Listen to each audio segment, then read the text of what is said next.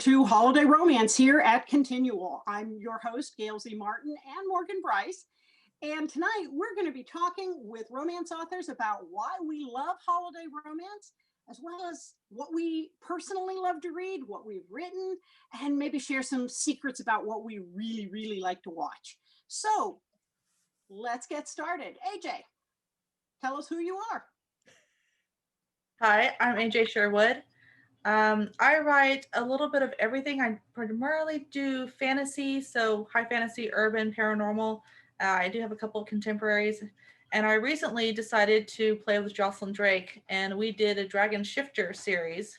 And that is our Christmas book for the year, was from that series. Awesome. Nancy.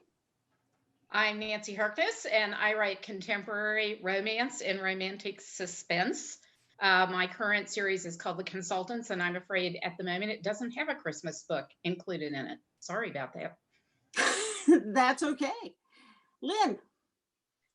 I'm Lynn Michaels, and I've been publishing romance for about 6 years now. I write a bunch of everything, so paranormal stuff, contemporary stuff, sports romance, shifters, just everything. Anything that interests me, I want to take my hands on. I've got several holiday titles, so hopefully we'll share some of those with y'all tonight. Oh, we'll get to all of that stuff in just a minute. Jocelynn. Hi, Jocelynn Drake, and I write Paranormal Romance. Also, I write Romantic Suspense. I write part-time with Renda Elliott under Drake and Elliott, and then I write part-time with AJ Sherwood as part of Sherwood and Drake. Cool. And Beth. Hi, I'm Beth Bolden. I primarily write contemporary romance. I have one fantasy title out. I mainly write chefs and sports romance, but I'm pretty much well known for chefs. Usually if there's like a comment, does anyone have any chef books? Usually I come up. Weirdly, despite the fact that I write a lot of books about food, I don't really have any like cooking books about food. So, I mean, that's kind of odd, which is something I'm going to have to fix eventually. But I have been doing more sports romance this year, and those have been really awesome. I'm really excited to do more of those. Very cool. And I'm Gail Z. Martin and Morgan Brice. As Gail, I write epic fantasy, urban fantasy, steampunk, and more. And as Morgan, I write male paranormal romance, which is where I tend to have the Christmas books. So let's talk about our Christmas books, whether they are what people usually expect or not. And I'm going to go in reverse order and pick on Beth again. Well, actually, I was thinking about this. So I have two. I only have two Christmas books. I tend to write books that kind of subvert expectations. So I have one Christmas book that is co-written with Amy Wasp. As you might know, she writes hockey books and she writes the pros and cons series.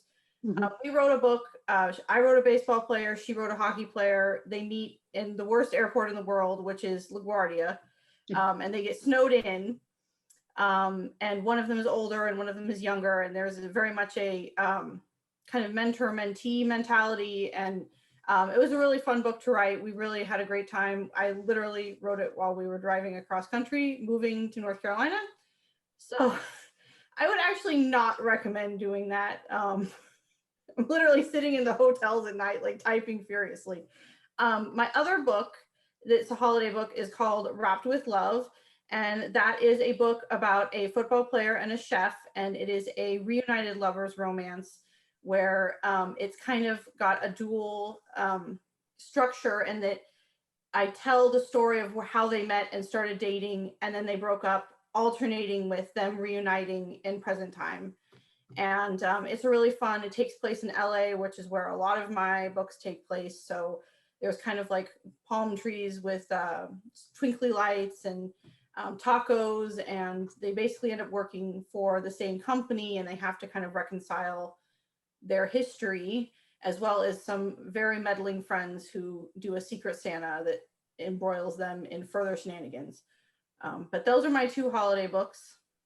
Not a lot of them. I need to write more. I was going to write one this year, and then my schedule got full, and Awesome. I totally understand the writing while you're on the road. I have written more parts of books in hotel rooms and occasionally on my iPad while we're driving. Not while I'm driving, while it's my husband's turn to drive. But it's kind of amazing. I always joke that it's sort of like, can you write it in a box? Can you write it with a fox? Yes. Right. Well, we were under a deadline because, I mean, obviously, if you don't finish it in time to release it, I mean, you might as well not do it. So we were in a crunch. It was really exciting in a way that I would rather not write books again. I'm not really one of those exciting book writing people. I got slow and steady, done early. Like, yeah. Hey, we do what we have to do. Yeah, that's right. Jocelynn, how about you? Oh my. All my readers probably know that I love to make things explode. And eventually I need to take a break every once in a while from all the explosions. Like, you know what? I'm just going to write a Christmas book, just the sweetest thing you can possibly think of. And one year I wrote, my first one was called Walking on Thin Ice, and it was a fake boyfriends. And I absolutely fell in love with them. And I didn't really think that it would resonate with readers because there are no explosions other than, maybe the sexy kind. And there was a best friend in that story. And it's like, everyone's like, but what about John? John needs his happy ever after. So I came back the next year and I wrote a second chance romance with John's story. And that is what was it called? Ice, Snow, and Mistletoe. And then my third one came back because, now I'm having fun. We've started a trend. So I played with another trope that I'd always want to do, which was an enemies to lovers workplace romance. That one was called Snowball's Chance. And then I figured, let's just finish it out, make it a quartet. So one of the characters has an older brother who was newly divorced. And man, he needs Christmas love. You can't let that guy go, man. He needed some Christmas love. So I did a bisexual awakening age gap for that one. And I've had an absolute blast writing all of them. That one was called Defrosting Jack.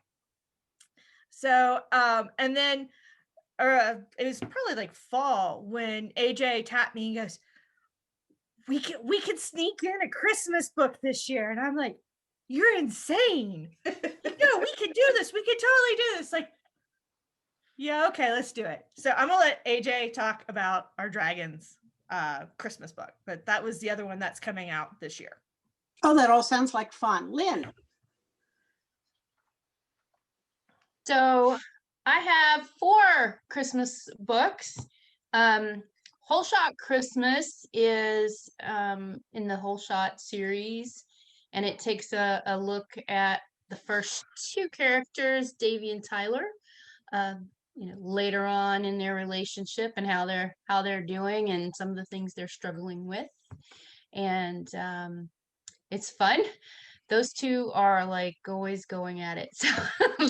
So there's plenty of sex in that one. And then I have 3 of them that are more paranormal type. So Cupid's Christmas Arrow is kind of a take on Cupid, but at Christmas time and what happens to him. And then because Cupid needs some love too, so that one's fun. And then I wrote 2 with ecstasy books. Frostbite Christmas was my take on Jack Frost, and Jack Frost is a bad guy and he's trying to do bad things, and I start with an established couple and put them through their paces while their love is being threatened by Jack. So that one's a lot of fun. And then also with Ecstasy was last year's, and it was part of their 12 Days of Christmas, and I got the drummer. So Call of the Drums is more contemporary with a slight little paranormal twist to it. So it's a battle of the bands. It's my first kind of rock star romance going on. So, but 2 of competing band members that are in different bands start having a relationship, and something very strange happens when they play together, when they play the music together, and then that's where the little paranormal twist comes in. So they're fun. And I'm getting ready. This year I'm not doing Christmas. I'm doing a New Year's. I did a I did a New Year's short that's for free last year, which was about a glory hole. So that's a little crazy, a little racy. But this year I'm doing kind of a daddy boy story for New Year's as well. So that's coming up after the first of the year. So real excited about that one. It's the first daddy boy thing that I've done. Nice. Fun.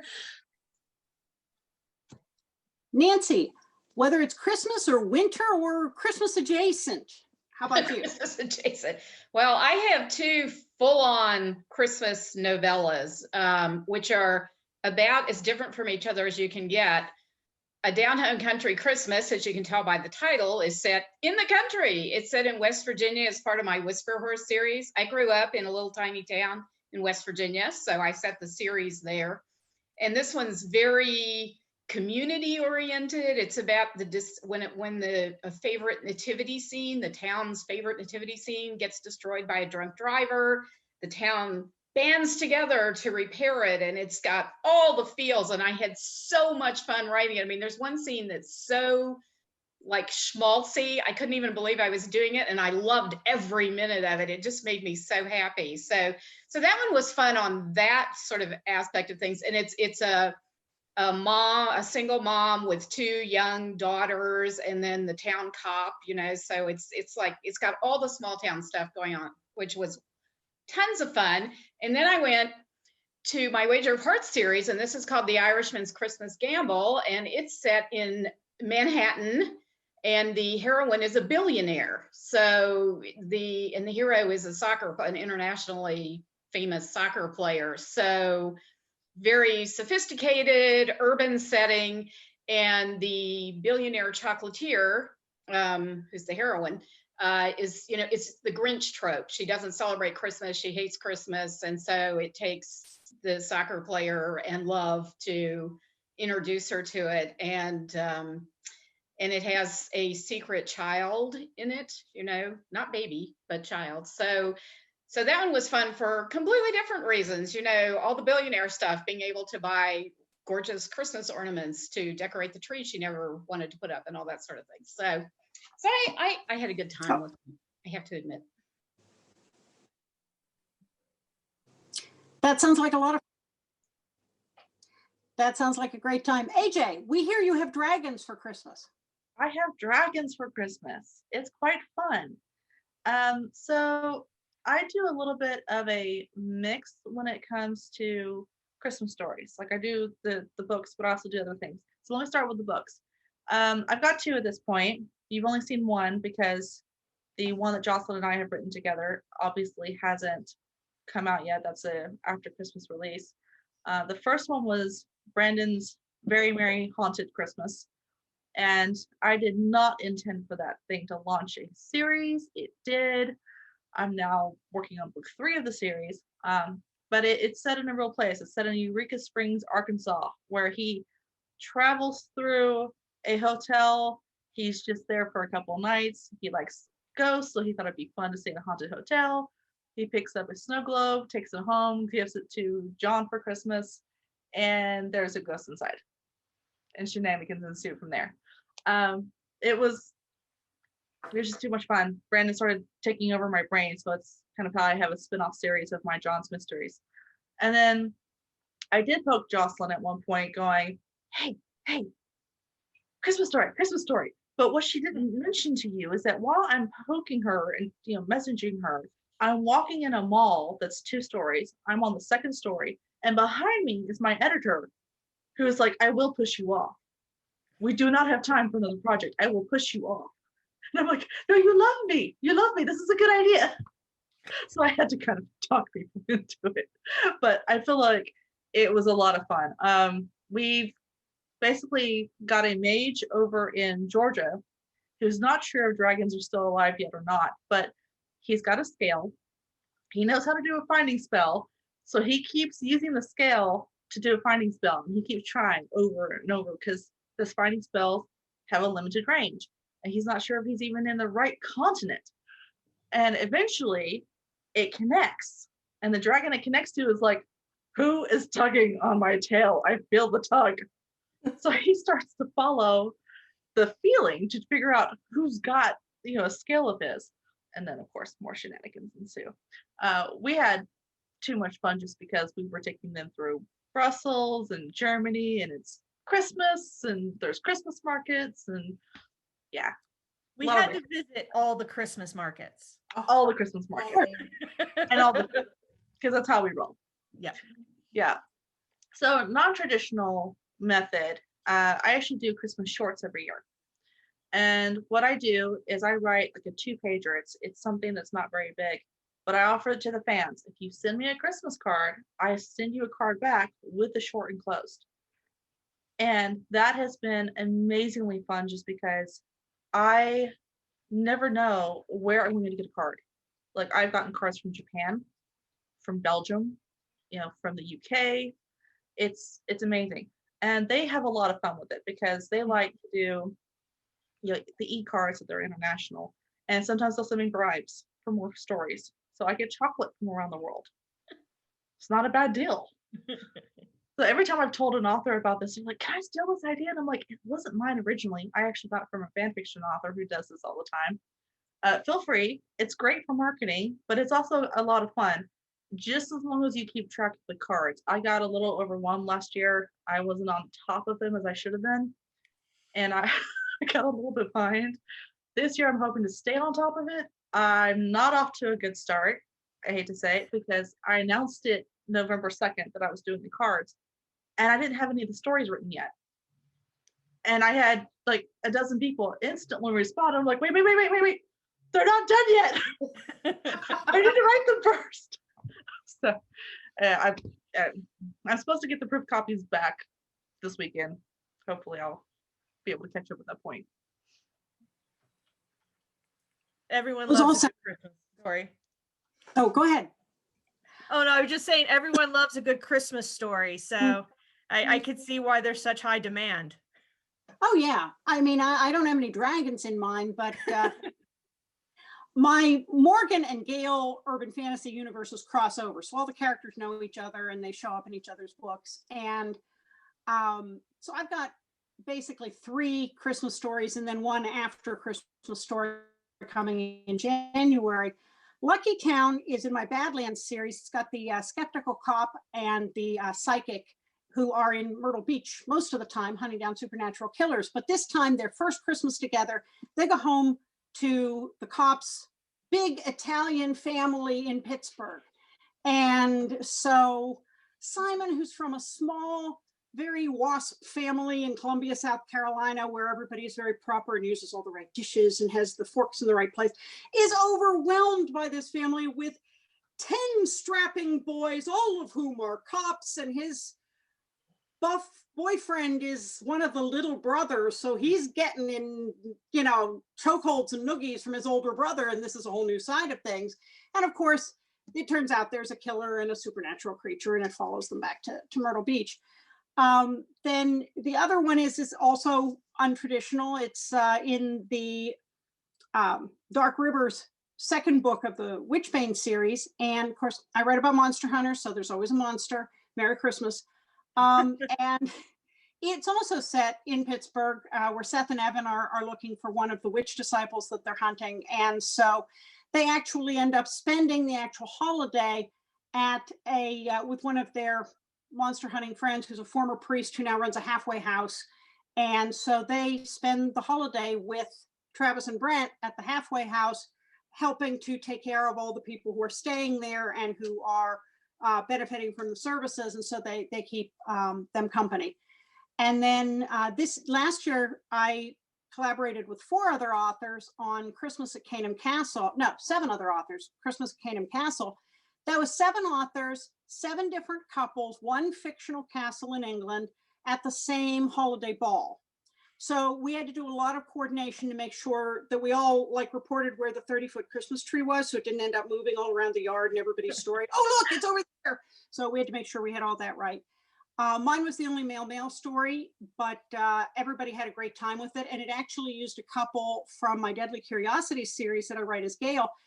they're a long time established couple, but with the Gale stuff, there's no explicit sex. With the Morgan Brice stuff there is. So this is the first time Tegan Anthony kind of got to have on-page sex. It was sort of a big deal.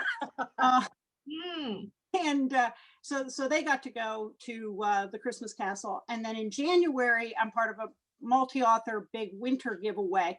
And that'll be set in my Kings of the Mountain series, which I always describe as if you mashed up Dukes of Hazzard and Supernatural, you'd have Kings of the Mountain. So yeah, a lot of different things going on.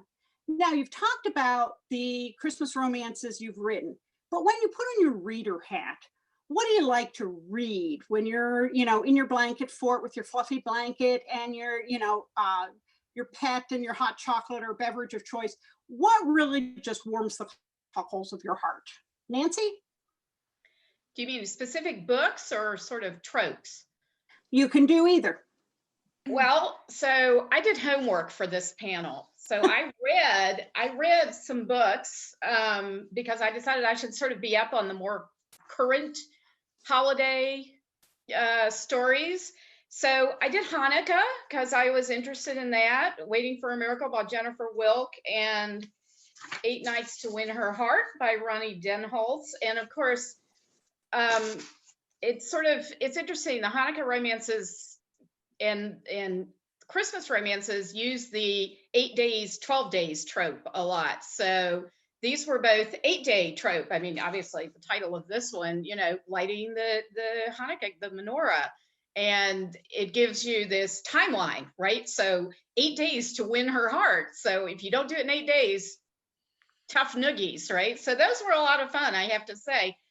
The one I've really enjoyed recently is called, what is it called? Return to Christmas by Anne Stewart. This is a full-length novel, very different. It's time travel, and it's a little dark, actually, but wonderful. So the heroine is contemporary. She loves Macy's, the department store, and she's had a really bad day, and she walks in through the front door of Macy's, and she's suddenly in Macy's in 1947 instead of in the current day.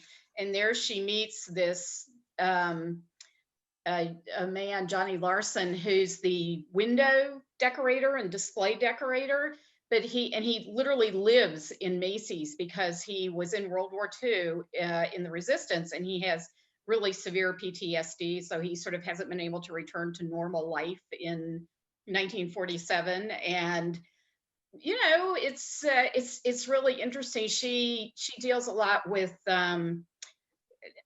sexual harassment is a huge theme in the book, and it's actually, believe it or not, worse in 1947 in some ways than it is now. So, but I thought it was an absolutely terrific book. I really loved it. I highly recommend it. So that's me. Nice. Lynn? Yeah, I love Christmas and holiday. Can you hear me? Mm-hmm. Okay. I love Christmas and holiday books. I read a lot of it this time of year. So what I really like, though, I mean, I read like everything, but what I really like is something that's a little unexpected, something that's a little surprising, some kind of twist that I wouldn't have ever thought of. And then like Winter Oranges from Marie Sexton is one of my favorites, and I reread it every year because it's just so well written. And it's kind of a ghost story, but it's not. And it's not, exactly Christmas, but it's holiday, it's winter time. And it's just really, just one of those stories that has that little twist to it. And that's kind of what I like. Anything that does that, I think.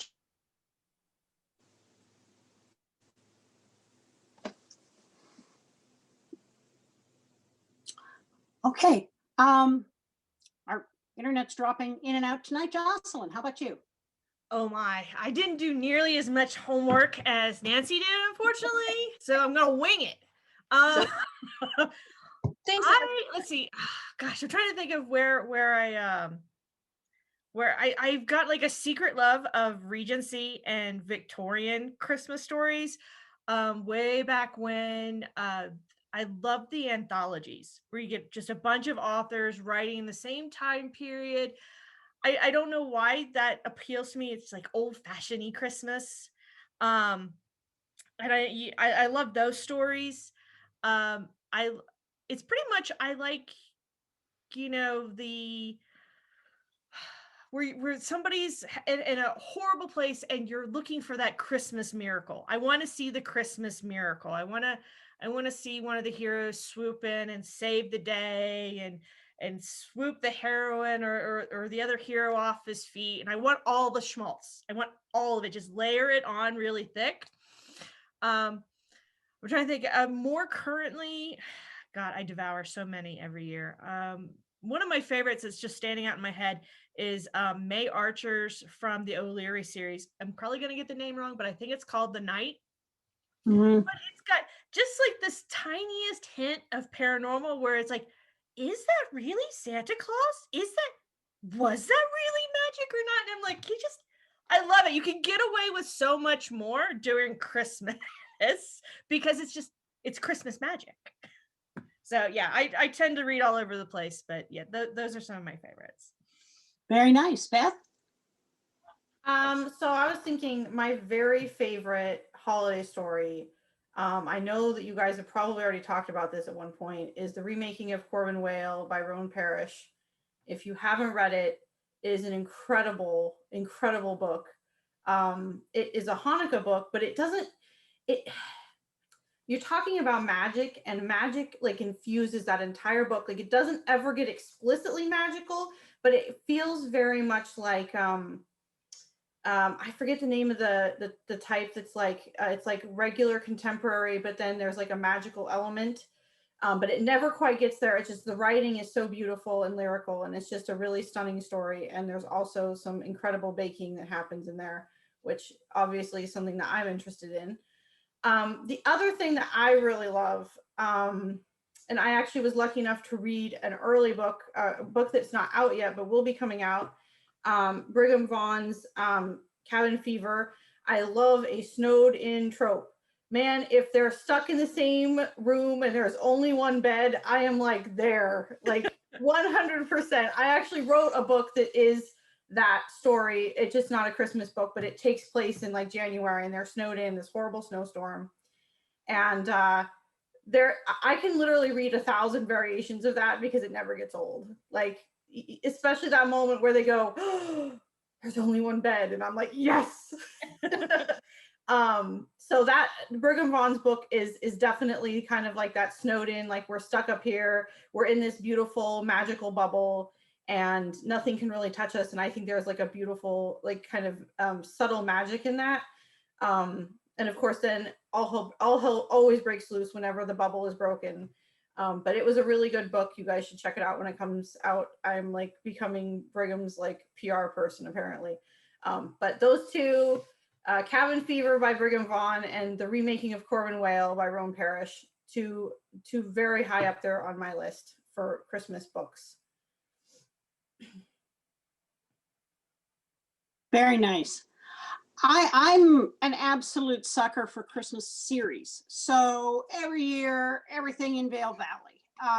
AJ, I think I found you through that Snow Globe story and that whole series of Snow Globe books where every book had a snow globe that somehow had a major impact in the plot, and sometimes people were in the snow globe and sometimes they got stuck in the snow globe and sometimes the snow globe was magic. It was really cool.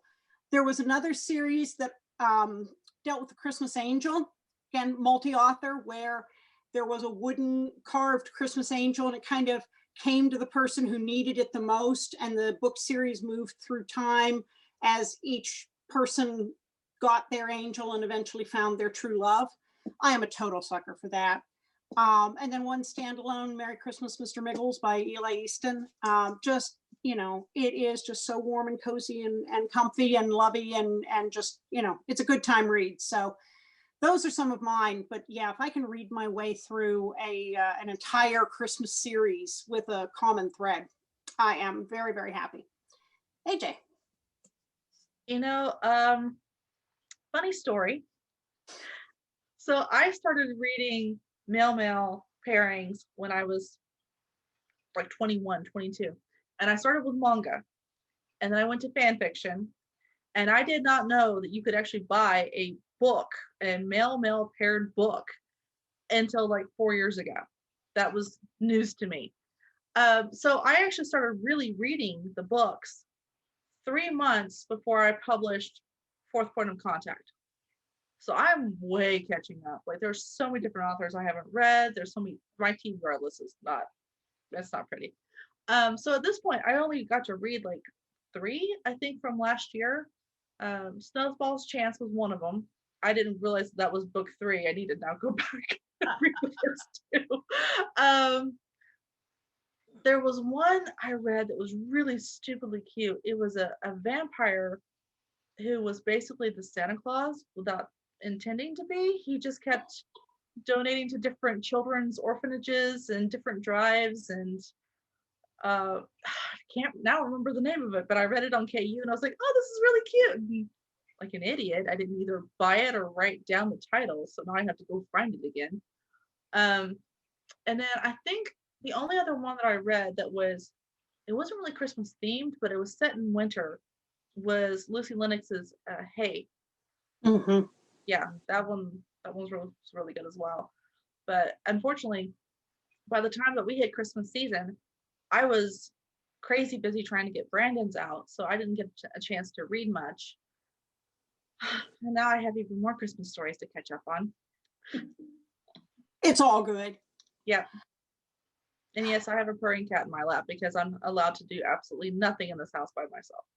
Well, it's a Zoom call. I don't think it would be official if we didn't have somebody's pet. Yeah. It's just the way it goes. Mm-hmm. So what are some of your favorite movies? And Die Hard totally counts as a Christmas movie. It doesn't have to be, an official Christmas movie, but it can be. TV specials, TV show episodes. If you're going to settle in, and yes, Hallmark totally counts. If you're going to settle in on the couch and have a snow day and just binge watch, what are you going to watch? Or what do you have to watch every Christmas season? Jocelynn. White Christmas, hands down. I grew up on it. I need to see Danny Kaye tap dancing across the screen. I need to see Bing Crosby singing White Christmas. I need, Rosemary Clooney walking out on him because some big it's not Christmas. I wrap gifts to this movie. It has to happen. So that one is sort of like the year's not complete.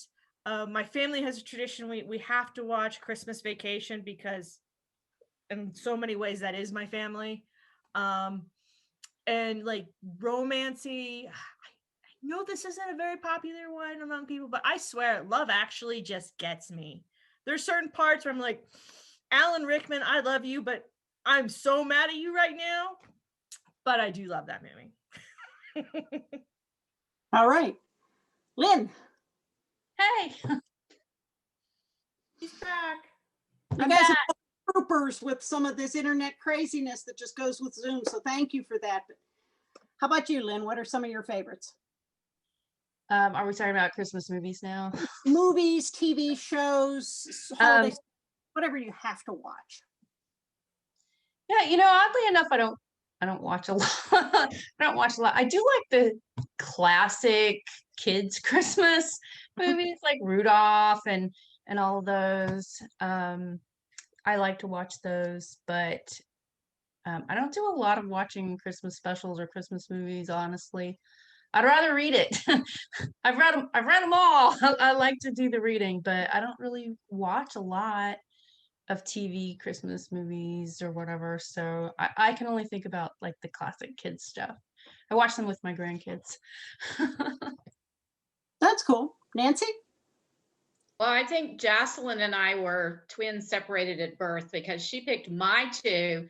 Love White Christmas. Sisters. Sisters. Love that. And that moment where all the soldiers come to the inn for the general. Oh my God, I cry every single time. Every single time. It's not like I don't know what's coming too, but nope, I'm weeping. And Love Actually is brilliant. And like you, I think the Emma Thompson, Alan Rickman storyline is just incredible. It's so well acted. It's heartbreaking, but it's so well acted. And who does not love Hugh Grant dancing through number 10 Downing Street as the new PM of England? I mean, that is just, it's sublime, sublime. So yeah, those are my two too. Sorry, I'm not very original. That's okay. You love what you love. How about you, AJ? When I was a kid, I wore out the Nutcracker tape, just completely wore it out. And to this day, that's still one of my favorites. I take my mom to see the live theater production that they do. In Tennessee, we have the Nashville Ballet Troupe, and they do the Nutcracker every year. So I tend to take her to that. But when it comes to movies, I think Rise of the Guardians is probably my favorite. I really enjoyed that movie, and I really enjoyed the message of it too. So I tend to rewatch that one a lot. Nice. I'm a sucker for the classic, not just Rudolph, but How the Grinch Stole Christmas and Year Without a Santa Claus and all of those Rankin Bass claymation stop motion ones. And I just love those. I'll watch them over and over again. We have a few that are a little more obscure, like Santa's Magic Toy Bag, which is a Muppet one that nobody else seems to have ever heard of but us, but it is on DVD. It's about this elf in training, who doesn't seem to be able to do anything right. And he melts the candy canes and he, does the cookies wrong. But then he finally redeems himself and it all works out. Of course it does in the end. And then I also, there are two new ones that I recently found that I love that have to get added to that list. One is Klaus, which is a new Netflix original, but it's a really sweet story. And the drawing style, if you remember the Christmas book called The Mitten, with that very Scandinavian style of art, it's kind of got that going for it. So the art is very pretty as well as the story.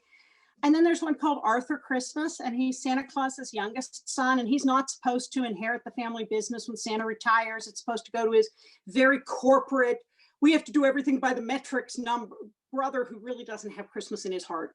And Arthur has 365 ugly Christmas sweaters, so he can wear one every day of the year because he lives for Christmas. And you can imagine hijinks ensue. So, that's what we're watching along with Muppet Christmas Carol. So, you come to our house, I'm sorry, that's what you're stuck with. We'll feed you cookies. How about you, Beth? You stole mine. Arthur Christmas is like my favorite Christmas movie.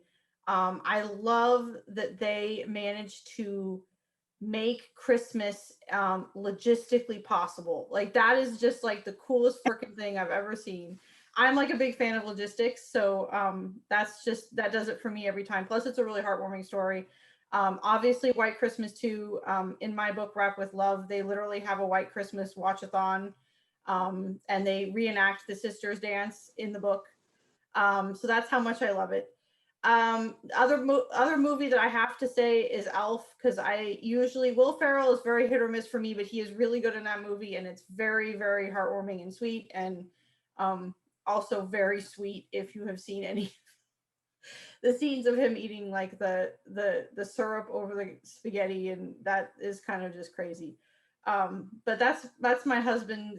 A must watch is Elf usually, and we also usually watch A Christmas Vacation as well, because he really loves Chevy Chase. So, but Arthur Christmas, if you haven't seen it, you need to see it. It's fantastic.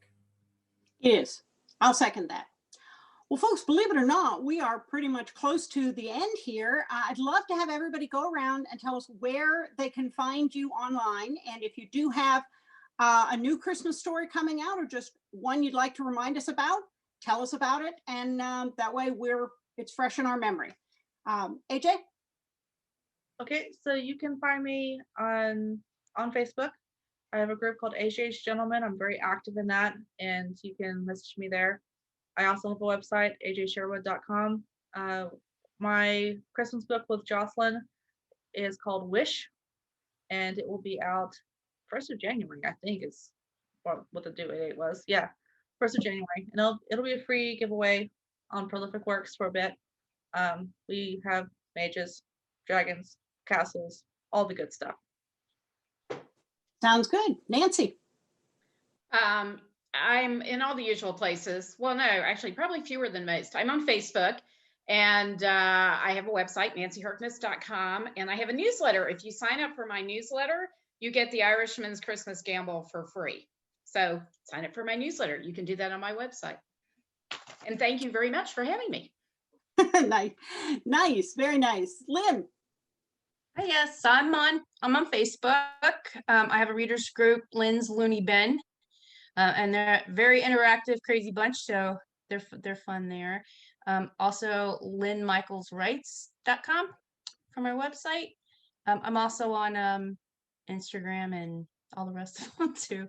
But you'll find me where there's interaction at Lynn's Looney Bin on Facebook, because I'm always in that group talking to people and doing crazy things and hanging out. And, Jocelynn. Oh, wait, back to Lynn. Yeah. my holiday story is actually, it's a New Year's story. It'll be a free prolific works after the first of the year. And I'm pretty sure it's going to be called It's New Year's Eve, Daddy. Cool. Jocelynn. Hi, let's see. So I'm in all the usual places. My website's jocelyndrake.com.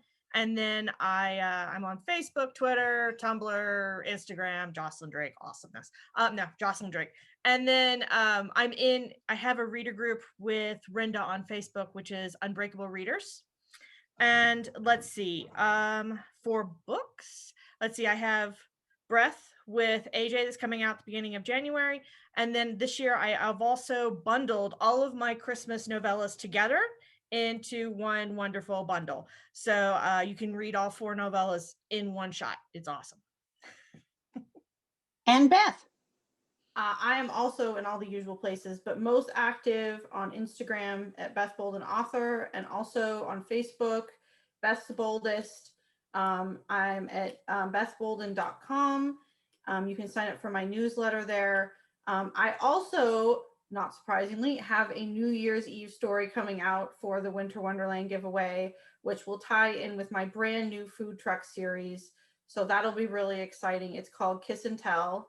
And that'll be, like I said, coming out January 1st. So that'll be available as a free download. So make sure to look for that there. But I'm really excited about it.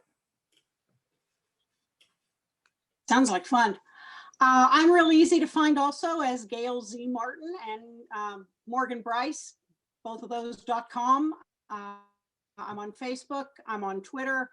My reader group for my romance is Worlds with Morgan Brice. I try to make it really easy.